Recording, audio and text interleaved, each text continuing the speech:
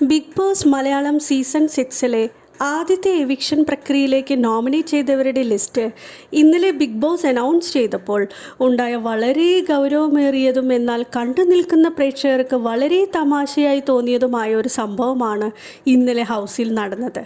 നമ്മളെല്ലാവരും ഒരുപോലെ ശ്രദ്ധിച്ച ഒരു കാര്യമാണ് ജിൻഡോ ഹൗസിൽ കാര്യമായ പ്രകടനമൊന്നും കാഴ്ചവെക്കുന്നില്ല എന്നുള്ളത്. നോമിനേഷൻ ലിസ്റ്റ് എടുക്കുമ്പോൾ കണ്ടസ്റ്റൻസ് തന്നെ പലരും അഭിപ്രായപ്പെട്ടത് ശരിക്കും വഴിതെറ്റി ബിഗ് ബോസ് ഹൗസിലേക്ക് വന്നു കയറിയ ആൾ എന്നാണ്. ജിൻഡോയുടെ പെരുമാറ്റം കണ്ടപ്പോൾ പേഴ്സണലി എനിക്കും അങ്ങനെ തന്നെയാണ് തോന്നിയത്. അതുകൊണ്ട് തന്നെ മത്സരം കുറച്ച് സ്ട്രോങ് ആകാൻ ഇതുപോലെയുള്ള കണ്ടസ്റ്റൻസ് ഹൗസ് വിട്ട് പുറത്തു പോകേണ്ടത് അനിവാര്യമാണ്.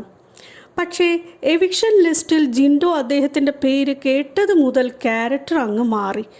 അത്രയും നേരം വലിയ വലിയ പ്രശ്നങ്ങൾ അവിടെ ഉണ്ടായിരുന്നിട്ടും ഒരു കൂസലും ഇല്ലാതെ നടന്നിരുന്ന ആൾ ഇപ്പോൾ കുട്ടികൾ ചെറിയ ചെറിയ കാര്യങ്ങളിൽ വീട്ടിൽ അമ്മയോട് പറഞ്ഞ് വഴക്കിടുന്ന പോലെയാണ് ആയിരിക്കുന്നത്.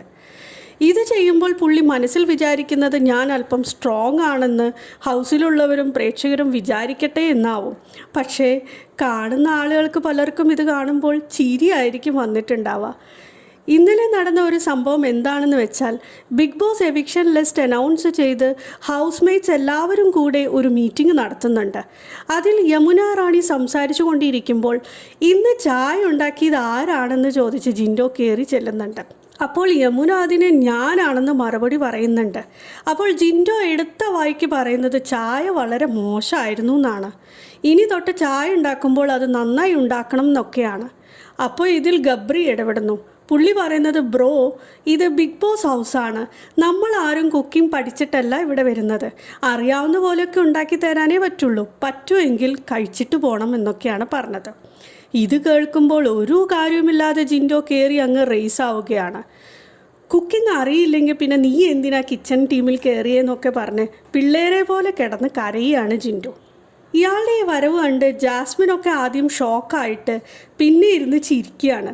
ഇയാൾക്കിത് എന്താ പറ്റിയെന്നൊക്കെ ആലോചിച്ചിട്ട്. ഷോ കാണുന്ന പ്രേക്ഷകർക്കും ഇത് തന്നെയായിരിക്കും തോന്നിയിട്ടുണ്ടാവുക. നമുക്ക് എല്ലാവർക്കും ഇത് കാണുമ്പോൾ വ്യക്തമായിട്ട് മനസ്സിലാവും ജിൻഡോയുടെ പ്രശ്നം ഇവിടെ ചായയല്ല.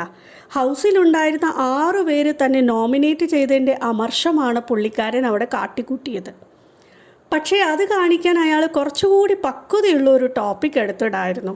ഇത് കാണുന്ന പ്രേക്ഷകർക്ക് അയാളെ പറ്റിയുള്ള വില കൂടി പോകാനാണ് സാധ്യത.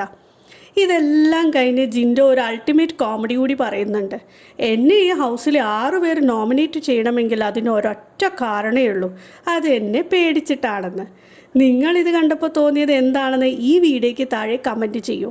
എന്തായാലും വരും ദിവസത്തെ കളികൾ നമുക്ക് കാത്തിരുന്ന് കാണാം. ഇതുപോലുള്ള രസകരമായ ബിഗ് ബോസ് വിശേഷങ്ങൾ അറിയാൻ ഇപ്പോൾ തന്നെ ഈ ചാനൽ സബ്സ്ക്രൈബ് ചെയ്ത് ബെൽ ബട്ടൺ ഇനേബിൾ ചെയ്ത് വെക്കുക. വീഡിയോ ഇഷ്ടമായെങ്കിൽ ലൈക്ക് ചെയ്യുക. താങ്ക്